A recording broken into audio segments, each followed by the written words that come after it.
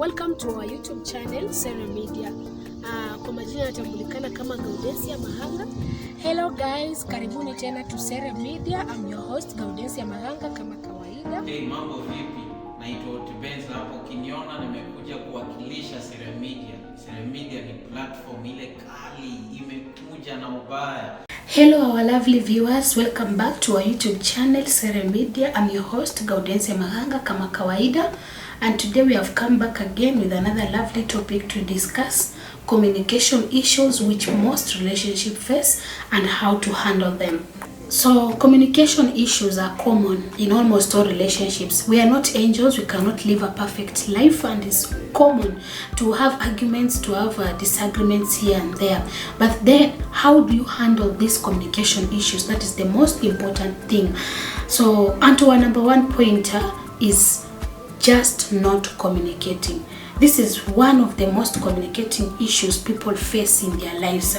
Usually feel like if you don't communicate the problem, that is the best way because itabaki tu hivyo chini ya maji and you won't have to face it. But in reality, if you don't communicate that problem, it will keep on eating you up because nyote mtakuwa mko na build up in your minds, in your thoughts, and you start overthinking like what is my partner thinking about this? What is my partner saying about this? But the moment you decide to face that issue and you communicate with your partner, you'll find that maybe whatever you are overthinking, see whatever your partner was thinking about, and you'll come to find that you might not agree 100%, but you'll find a common ground whereby you can try to understand each other and face that problem in a better way. So the second communication issue that people usually face is that worrying things will get worse if you delve deeper. Actually, that is common because people think the moment I start digging into the problem, it will arouse many other issues in ambazo hazikuwa. But that is not the case. The case is that if you start diving deeper into that problem or that communication issue that you are facing, you'll find that you'll be able to communicate things zenye ambazo mlikuwa hamjui and find a common ground to discuss them and see how you can handle those problems. So don't fear digging in deeper because the moment you dig in deeper, you'll find satisfaction once you communicate. Maybe ilikuwa ni kitu ambayo ilikuwa inakuhuzunisha, ama maybe inaweza kuwa ni kitu ambayo ilikuwa inakufanya you feel like you are not okay with that marriage, with that relationship. But if you dive deeper, you'll get more information ambayo itakupatia clarity on how to handle that situation. So it is important for you to go deeper with your partner or with your friend or with your parent, with your child, and discuss it so that you can find a common solution that will benefit both of you. So number 3 is that expecting your partner to be a mind reader. This is actually common with mostly ladies. Sisi wasichana tunakuanga na hiyo tabia. You feel like my partner is supposed to know that I'm angry ama sitaki hii kitu. Actually, that's not the case. Because these people are not angels, and I'm not talking about ladies alone, even men. You cannot just come back at home, maybe you don't want this kind of food and your baby amepika, and you don't talk about it. You expect the wife to know that hii chakula mi wasipendi. If you don't talk and say that mi sipendi hii kitu, the wife will keep thinking that you are okay and that you are enjoying the meal. Like in real sense, you are not enjoying, and this can cause even the marriage to start having unfaithful issues. And if this issue was communicated earlier on, this could not be the point. Ama haingefika hapo. The same with the ladies also. Maybe you are angered with your partner, alafu umenyamaza tu, una expect ukiwa na hizo mood swings, the partner will just understand kwamba I'm not happy. Maybe you wanted a present for Valentine's, the partner has not brought the present for you. Na umefura tu hapo. The partner is wondering what's not happening. Na amekuja na cheerful thoughts from work, ako too happy, na wewe umempatia mood swing. So because haelewi what's going on, utapata kwamba yeye atakuwa tu happy, but wewe sasa you will be angered na utakuwa umebaki na hiyo mzigo kwa moyo wako peke yako. But the moment you air out that actually I was expecting you buy for me a gift in this Valentine's, lakini hujanunulia, maybe you can find a common ground. The partner maybe forgot about it na aende akununulie, and you feel that satisfaction. So don't just assume. We are not angels, we are all human beings, and the moment you communicate, we'll be able to understand each other. So another issue which is common, which brings us to our point number 4, is trying to be right.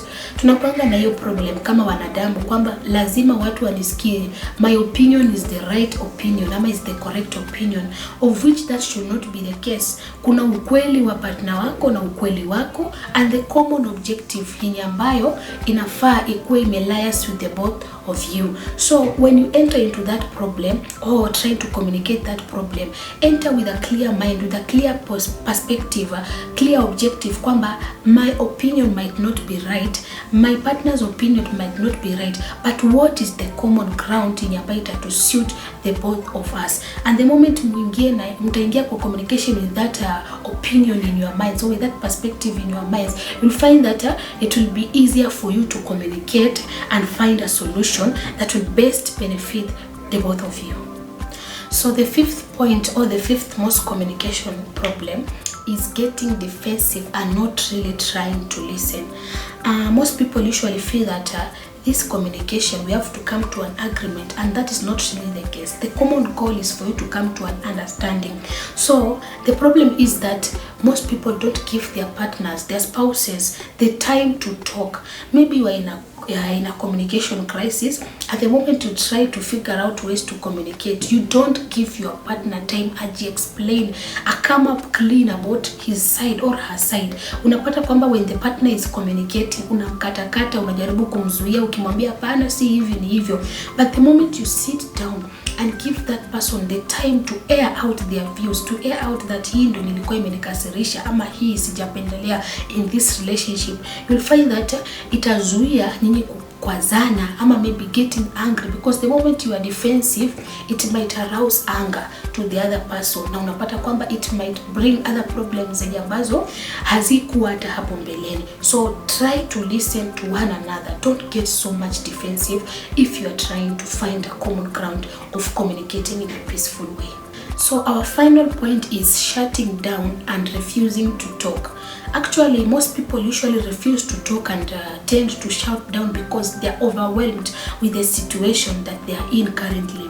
But in other words, actually, you are supposed to take time and tell your partner that maybe you are not ready to communicate or to talk, but give me some 20 minutes, give me 1 hour, give me a day, and after that I'll find a common ground whereby we can get together and talk about the problem. But the moment you shut down your partner, na ukatai any form of communication, maybe you're not picking their calls, or maybe they're trying to communicate at home and you are keeping quiet. You know, if maybe you have if you have visitors, not even visitors, if you have children, or maybe you are living with your parents, that will not show a good picture. It will portray a bad picture out there. And also, the moment you don't pick your partner's calls, they start thinking kwa mind yao, what is my partner doing?